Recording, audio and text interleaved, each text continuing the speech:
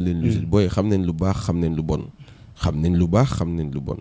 waaw booy yi ils sont très intelligents booy xam ne liñ teg xabtal yi ngay dégg yooyu noonu yëpp booy am na loo xamante ni duñ ko mus def dóorante boobu kan moo ci fekk policier mu taxaw mu dóor ko non waaw kon booy lucide nañ de kenn jaawarlewul policier ak présentateur beeg mbër bi de ñoom bu ñuy dóor mbër bi la ñuy dóor de kenn fekk ci présentateur bi mu dóor ko bu ñu dóoroon présentateur bi nag wala ñu dóor policier bi foofu ñu posé wu ay question waaw mais booy moom macha allah waaw ñu ngi ak seen xel. am na solo ci noonu développement làmb parce que dañu gis ñenn ci ay chroniqueur télévision taxaw gis ni làmb amulul njëriñ Sénégal. tey yow mi nga xamante ni yaa ngi yëngu ci làmb lan nga ñu mën a wax.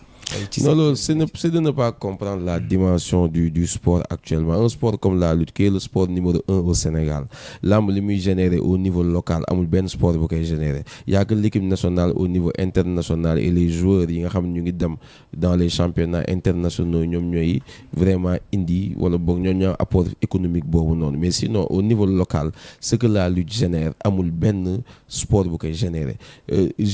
Au niveau local lamb ji lu muy capitaliser ak jeunes yi muy dajale di leen boole di leen éduquer ah di leen defaraat seen àddina jeunes yi nga xam ne réussir ñu à l'école réussir ñu dans les métiers amoon une vie désespérée ñu bàyyi lépp concentré wu ci seen ay entraînement bëgg a nekk champion bëgg a développer seen ay gox loolu làmb koy def làmb aujourd'hui ce sont des milliers d'emplois la preuve fi ñu toog nii c'est 45 emplois yoo xam ne ñu ngi liggéey ci wàllum làmb di fay impôt di liggéey di am salaire di fay IPM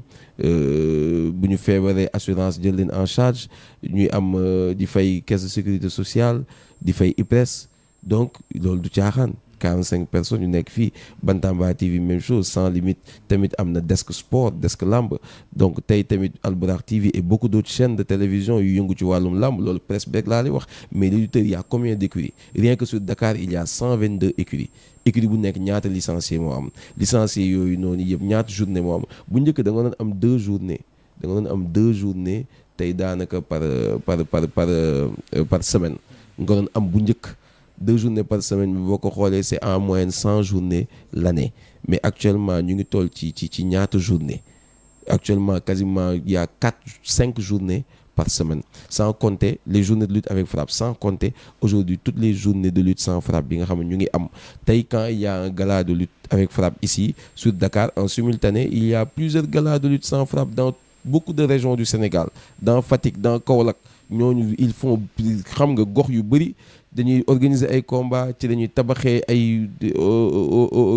dispensaires ci dañuy tabaxee ay mosquées ci dañuy tabaxee ay ci dañuy jëndee ay ambulances ci dañuy defee beaucoup de choses parce qu'il y a beaucoup de mouvements associatifs yu organisés donc cette économie là dëgg la dañu war a lutter pour éradiquer la violence mais ne loolu amul njëriñ c'est vraiment ne pas comprendre c'est ne pas comprendre loolu noonu nu muy générer mais loolu lu am solo la ci réew secteur sportif boobu et lu ñu mën a liggéey la te exemple bu ndaw laa lay jox quand aujourd'hui Barack Obama vient au Sénégal et parle de la lutte sénégalaise quand tu as aujourd'hui de très grands ñu ngi koy waxatee le président de la République du Sénégal muy ki nga xamante ne moom mooy son excellence Bassirou Diomaye Faye ci bureau nga gis ko mu am un portrait sur la lutte sénégalaise xam ne loolu c'est notre patrimoine quand tu vois le premier ministre Ousmane Sonko ñoo tase kër Moustapha Guèye jour bu ñu tasee kër Moustapha Guèye mu ñëwoon jaale si Mbaye Guèye def témoignage bu am solo wax ci làmb ñaata yoon la wax ci làmb le ministre de l'Intérieur Bamba Cissé c'est quelqu'un qui a toujours accompagné les lutteurs qui a des relations exceptionnelles avec les promoteurs yàgg jàpp ci seen ay mbir man j'ai été témoin de son soutien accordé à Luc Nicolaï à plusieurs reprises au-delà de Luc Nicolaï ñeneen ñu bëri ñoo xamante ne tamit jàppale na leen ci làmb ji ba ci mbër yi itam combat yu bëri am na mbër yoo xam ne moo leen sauvé ndax moo leen conseillé positivement donc ñooñu ce sont des gens qui aiment la lutte non làmb dama ne la lu gars yi di wax mois au moins xam nga mois au moins bu gars yi génnee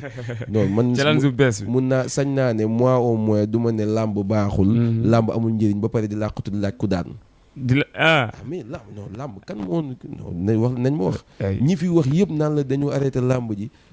dinañ yëndu seetaan làmb ji en direct buñ ko mënul seetaan en direct dinañ la ne Modou Lo ak Sa Thiès ku mujjee ku daan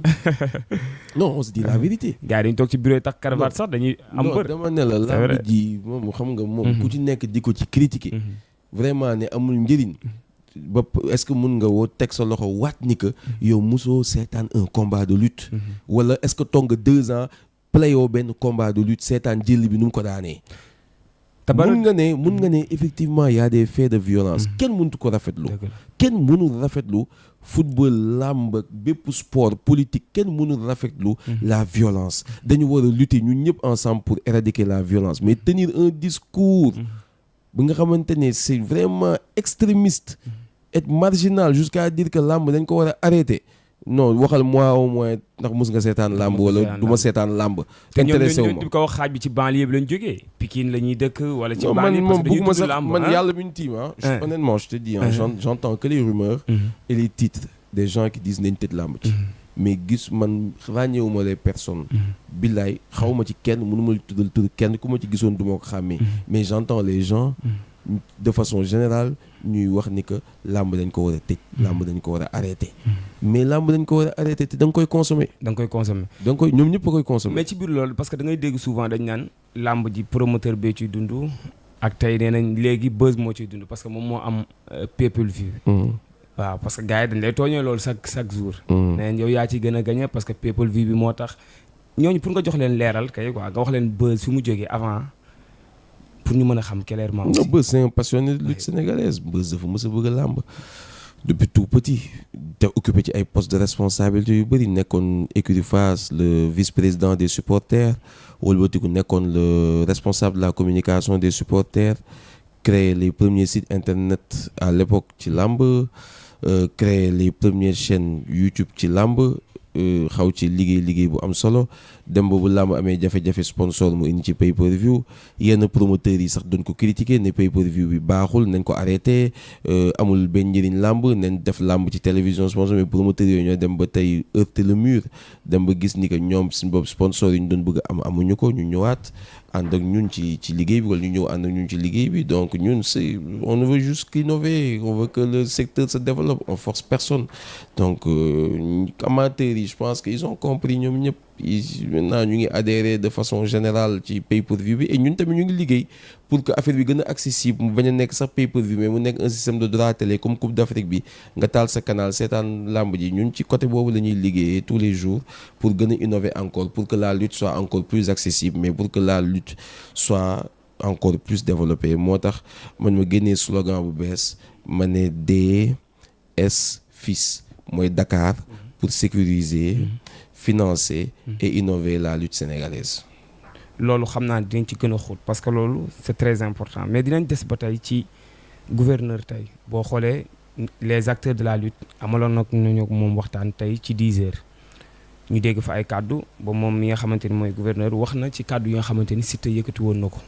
fan yee ci ginnaaw ba ministre maître Bamba Cissé yëkkatee ni bépp simol bu am ci làmb mbër mi la ñuy arrêté wóyal li nga xamante ni mooy enquête bi ba mën na xam ñu koy topp Siteu yëkkati woon ci ay kàddu tey moom le gouverneur am kàddu yu mu yëkkati boo ko déggee dafa mel ni dafa attaqué waat daf riposte ci kanam ki nga xamante ni mooy